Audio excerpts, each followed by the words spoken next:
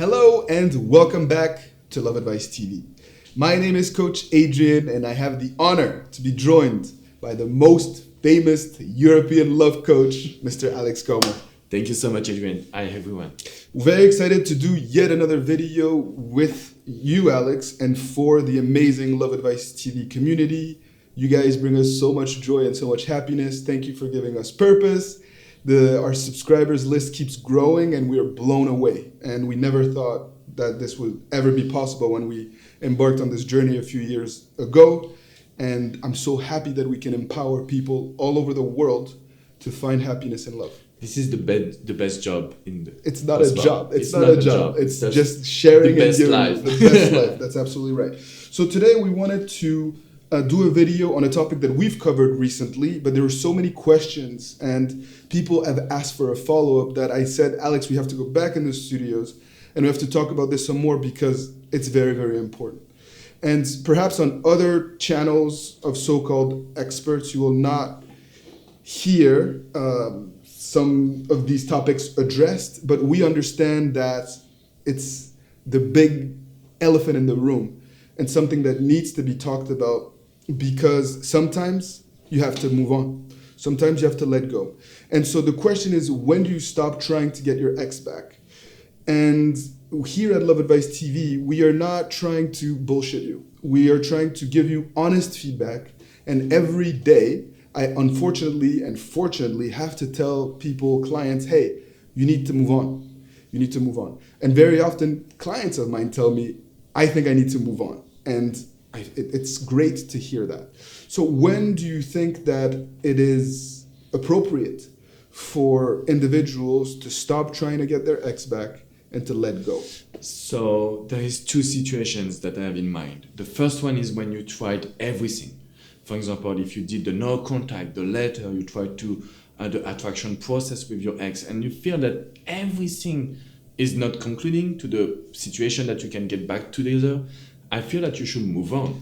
Caveat, when you've tried everything the right way, not on your own freestyling, you've at least had to have some sort of guidance and plan or coaching, because a lot of times people try to do these things, but they don't do it the right way. Yeah, and I can add also something like it's not just the 3 steps or the get back process. I just want to say, if your ex never tried to do something, never tried to change, never tried to tell you, oh, maybe I did something wrong too. So if all of the fault are just on your shoulders, that means for me, you should move on, because you did an amazing job and your ex is not trying to change.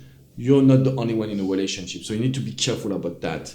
The other situation that I really want to talk about is, since 2007, I've coached so many women all over the world. And sometimes you're in a relationship with someone which is, I feel in English we say narcissistic, someone which is toxic. He just want to control you, he just want to possess you. In this type of situation, I really encourage you to move on. There is a step before that, which is empower yourself. But if you are feeling that this man is always trying to put you down, is always trying to tell you that you're not enough good, and always trying to, it could be like a psychologist violence, it's with words. You need to be really careful. Mm-hmm. That's something that touched me because, as you know, I coach women every single day, and you need to be careful. Yeah, emotional abuse is what Coach Alex is talking about, and you're absolutely right. In some cases, you start to make progress and you realize that this person was not good for you, that you were just obsessing over the fear of being alone, or that you had become so insecure that you were clinging on to a destructive relationship just because you had lost yourself. And once you start to go through a process of personal transformation and you realize that you don't need your significant other to be happy and that you can actually be happier with someone else, don't feel guilty. The goal here is not to just obsess over the process of getting an ex back. The goal is to be happy in love, okay? And sometimes people have reached out to me. We started working and establishing a plan on how to get their ex back.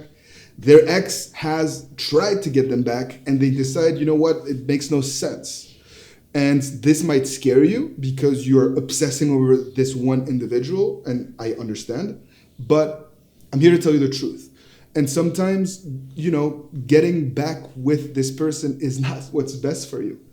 And once you realize this, then trying to get back with that person becomes meaningless. Yeah, exactly.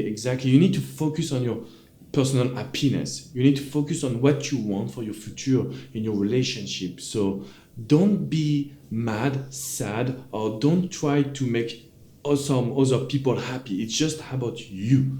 You need to follow your own voice, because I know that this process of breaking up just can change your life. It's an electroshock that can change everything in your love life. And you need to consider this value before to move on or before to try to get back with someone that you love. Another important point that needs to be talked about here is when your ex has addictions or existential issues. So I'm thinking about an amazing woman that I'm coaching in Ireland whose ex is an alcoholic, okay? And I understand that addiction issues can happen to anyone. I'm not trying to vilify or demonize this man.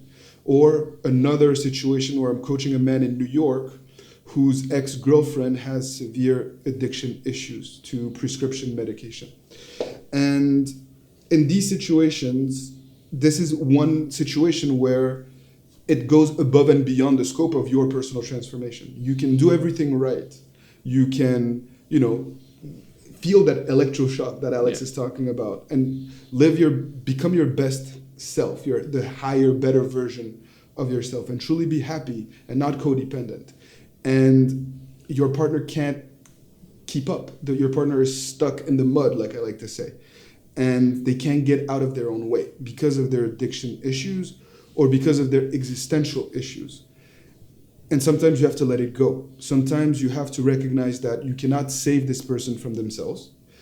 And you have to cut your losses and move forward with your life, because you can't put your life on hold, hoping and waiting that someone that is sick figures their stuff out, because they may never get out. They may never overcome these addiction issues, and you cannot do it for them. And it's not because you're not amazing. It's because there are some things in life that you need to overcome yourself. Exactly. So you need to be sure that it's always about happiness. Happiness is at the higher level that you need to consider in your life, even higher than love. So if you can focus on this happiness, I'm sure that you will make the good choice. It's always never your fault and just your fault. Just keep this into consideration. At the end of the day, my friends, I love what I do because I help people be happy, find their purpose, and very often to get their ex back as a result of that process, okay? It is a result of a personal transformation and not the other way around. And one of the myths that I dispel each and every day is for, I would say, over 90% of the people that I coach. They come to me thinking that they are unhappy because their ex left them.